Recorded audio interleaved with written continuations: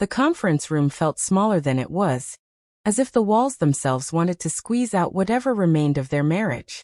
Daniel sat across from Victoria, her perfectly manicured fingers drumming impatiently on the mahogany table, while her lawyer shuffled papers with mechanical efficiency. "Just sign it, Daniel," Victoria said, her voice sharp as winter glass. "Let's not drag this out any longer than necessary." He looked down at the divorce papers, their legal language blurring together. 5 years of marriage reduced to clauses and conditions, assets and liabilities. The apartment went to her. Naturally, since her income had paid for most of it. The car, the furniture, the life they'd built together, all neatly divided with surgical precision. "You're getting more than you deserve," she continued, checking her phone without looking up. "Considering you contributed what, exactly? A teacher's salary? How noble." Her lawyer coughed uncomfortably, but Victoria ignored him. She'd been sharpening these knives for months, each disappointment, each perceived failure carefully catalogued and weaponized for this moment. "Do you know what my colleagues say when I tell them what you do?" She leaned forward, her eyes cold. "They pity me." Poor Victoria, married to a man with no ambition. "They're right. You're dead weight, Daniel. You always have been." He'd heard variations of this speech before. At dinner parties when she'd introduce him with barely concealed embarrassment. During arguments when his contentment with teaching philosophy at a community college represented everything wrong with his character. But today something had shifted inside him. The words still stung, but they no longer reached whatever part of him had once needed her approval. "Where do I sign?" he asked quietly. Victoria blinked, surprised by his compliance. She'd expected more fight, more pleading. Instead, he simply picked up the pen her lawyer offered and began signing away their shared life. Each signature felt like removing a heavy coat he'd been wearing too long. "The savings account," her lawyer began. "She can have it," Daniel interrupted. "All of it." "Daniel, don't be stupid," Victoria said, though her tone carried a hint of satisfaction. "That's $20,000. I don't want anything that keeps me connected to this." He signed the final page, pushed the papers across the table, and stood up. His chair scraped against the floor, the sound echoing in the silence that followed. Victoria watched him gather his jacket, her expression unreadable. For a moment, something flickered across her face, doubt perhaps, or the faintest recognition that this wasn't unfolding as she'd imagined. But it passed quickly, replaced by her usual mask of superiority. "You'll regret this," she said. Daniel paused at the door, looking back at her one last time. "I already don't." 3 weeks had passed since Daniel signed away his old life. He'd moved into a modest studio apartment on the east side, its single window overlooking a small park where children played in the afternoons. The space was sparse, a futon, some books, a coffee maker that sputtered more than it brewed, but it was his. For the first time in years, he woke up without the weight of someone else's disappointment pressing down on his chest. He was grading papers at the corner cafe when the stranger approached. The man wore an expensive charcoal suit that seemed out of place among the students with their laptops and the retired teachers with their crossword puzzles. "Daniel Foster?" the man asked, extending a hand. "My name is Robert Hastings. I'm an attorney with Hastings and Cromwell. I've been trying to reach you for the past week, but your previous address was..." "I moved," Daniel said, gesturing to the empty seat across from him. "What's this about?" Robert sat down carefully, placing a leather briefcase on the table between them. "I represent the estate of Julian Ashford. I believe he was your great-uncle."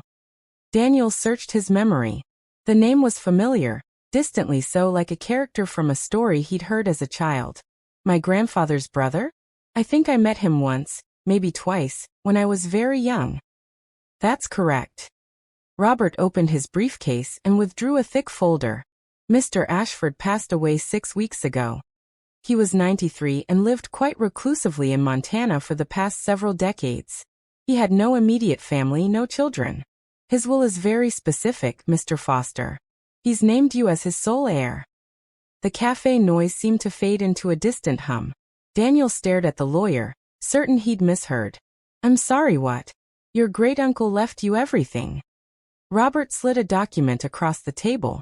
The estate includes several properties, investment portfolios, and controlling shares in 3 companies. Ashford Manufacturing, which produces industrial components, Silverpoint Technologies, a software development firm, and Meridian Holdings, which owns commercial real estate across the western states.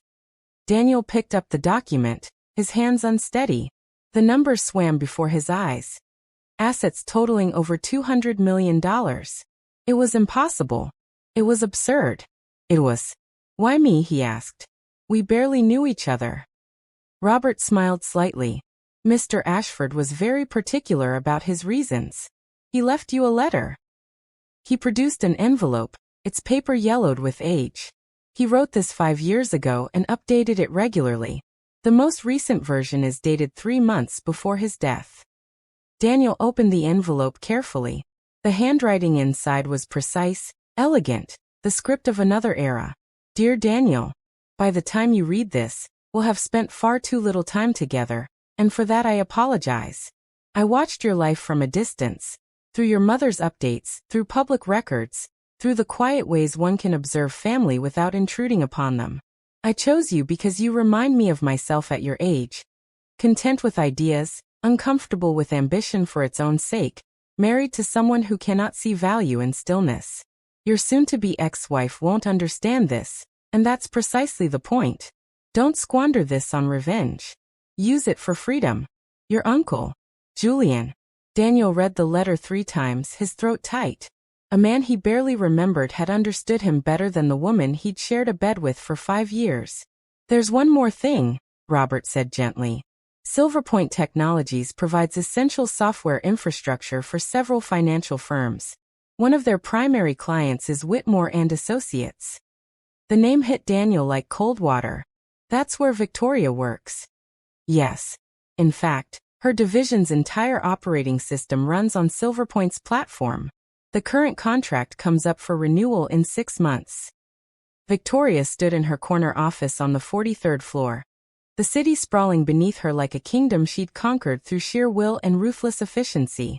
She was on the phone with a client, her voice smooth and confident as she discussed quarterly projections, when her assistant knocked urgently on the glass door.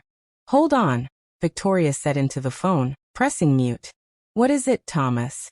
Ms. Whitmore wants to see you immediately, Thomas said, his face pale. She said it's about the Silverpoint contract.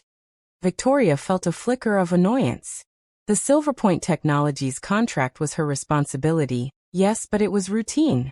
They'd been working with the same software provider for 8 years without incident. Tell her I'll be there in 20 minutes. She said now. 5 minutes later, Victoria sat across from Patricia Whitmore, the firm's founding partner, whose expression was carved from ice. Between them lay a letter on Silverpoint Technologies' letterhead. They're not renewing, Patricia said flatly. After 8 years, they're terminating our contract. Victoria's stomach dropped. That's impossible. We're their largest client. The penalty fees alone. They're waiving the penalties. They're offering us 6 months to transition to a new system, which is more than generous, legally speaking. But make no mistake, Victoria, this is a disaster. Rebuilding our entire infrastructure will cost millions. Millions we budgeted elsewhere because this contract was supposed to be secure. Did they give a reason? Patricia slid the letter across the desk. New ownership. New priorities. The letter is signed by the CEO, but the decision came from the new majority shareholder. She paused. Someone named Daniel Foster. The name hung in the air between them like smoke. Victoria felt the room tilt slightly, as if the building itself had shifted on its foundation. Daniel Foster, she repeated, her voice barely above a whisper. The name means something to you? Victoria's mind raced. It was impossible. Her ex-husband, the man who'd walked away from their marriage with nothing but a duffel bag and wounded pride, couldn't possibly be connected to a multi-million-dollar tech company. Could he? He was my husband, Victoria managed. We divorced last month. Patricia's expression hardened. And you didn't think this potential conflict of interest was worth mentioning? There was no conflict. He's a teacher. He has had nothing. Well, he has something now. Patricia stood, signaling the meeting's end. Fix this, Victoria. I don't care how. We need that contract, or we need a comparable solution, and we need it fast. Your promotion to senior partner? Consider it on hold until this is resolved. Victoria left the office in a daze, her heels clicking against the marble floor with mechanical precision. In the elevator, alone with her reflection in the polished steel doors, she pulled out her phone and searched for Daniel Foster's name alongside Silverpoint Technologies. The results were sparse but devastating. An obituary for Julian Ashford mentioned a great-nephew inheriting his business empire. A small notice in a Montana newspaper. A few corporate filings showing ownership transfers. Her phone rang. It was her mother. Victoria, darling, I just heard the most extraordinary rumor from Candace Morrison. She said her husband mentioned that Daniel inherited. I have to go, Mother, Victoria said, ending the call. She stood in the elevator, watching the floor numbers descend, and felt something she hadn't experienced in years. Genuine fear. Not fear of Daniel himself, but fear of what his silence meant. He hadn't called to gloat, hadn't sent messages or made demands. He'd simply moved on. And in doing so, he'd somehow ended up holding power over the very thing she'd built her identity around. The elevator doors opened to the parking garage, and Victoria walked to her car on autopilot. She sat in the driver's seat, staring at her phone, his number still saved under Dan Home. Her finger hovered over it. Pride and panic warred inside her. She'd spent their entire marriage making him feel small, insignificant, worthless. She'd signed divorce papers with relief, congratulating herself on finally shedding the burden of his mediocrity. And now he owned the ground she stood on. Victoria pressed the call button. The phone rang once, twice, 3 times. Then his voice, calm and familiar. Hello, Victoria.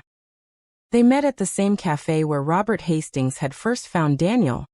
Though Victoria arrived 15 minutes early, something she never did. She dressed carefully, not her usual armor of designer suits, but something softer. A blue cashmere sweater Daniel had once said he liked. She ordered his favorite coffee, black with a touch of cinnamon, and left it sitting across from her as the minutes ticked by. When Daniel finally arrived, he looked different. Not wealthier, exactly. He wore the same kind of simple clothes he'd always favored, jeans and a gray sweater, but there was something changed in the way he carried himself. A settledness, a quiet certainty that hadn't been there before. Victoria, he said, sliding into the seat across from her. He looked at the coffee cup, then back at her. You remembered. Of course I remembered. They sat in silence for a moment, the cafe bustling around them with its familiar rhythms. Daniel took a sip of the coffee, and Victoria watched his face, trying to read what she saw there. She'd always been good at reading people. It was how she'd climbed so high so fast. But Daniel had become opaque to her. A stranger wearing her ex-husband's face. I suppose you know why I wanted to see you, she said finally. The Silverpoint contract. Daniel, she paused, choosing her words carefully. I had no idea about your inheritance. When we signed the papers, I didn't know. You have to believe that. I do believe it, he said simply. It doesn't change anything. Doesn't it? She leaned forward, her voice dropping. We were together for 5 years. Whatever happened between us, whatever I said in that conference room, we meant something to each other once. That has to count for something. Daniel set down his coffee cup. What do you want, Victoria? The directness of the question caught her off guard. This wasn't the man she'd married. The one who'd dance around confrontation, who'd rather retreat than fight. This Daniel looked at her steadily. Without anger but also without the desperate need for her approval that had defined so much of their marriage. I want you to reconsider the contract, she said. Not for me, but for the 140 people who work at Whitmore and Associates. People with families, mortgages, lives that depend on the stability of that firm. Losing Silverpoint as a provider will devastate them. I've already arranged for Silverpoint to offer your firm a comprehensive transition package, Daniel said. Technical support, data migration assistance, 6 months of overlap to ensure no disruption. No one will lose their job because of this decision. But the cost is being subsidized by Silverpoint. Your firm will pay market rate for the transition, nothing more. Victoria stared at him. Why would you do that? Because you're right. Those people don't deserve to suffer because of what happened between us. He finished his coffee, but that doesn't mean things go back to how they were. Daniel, please.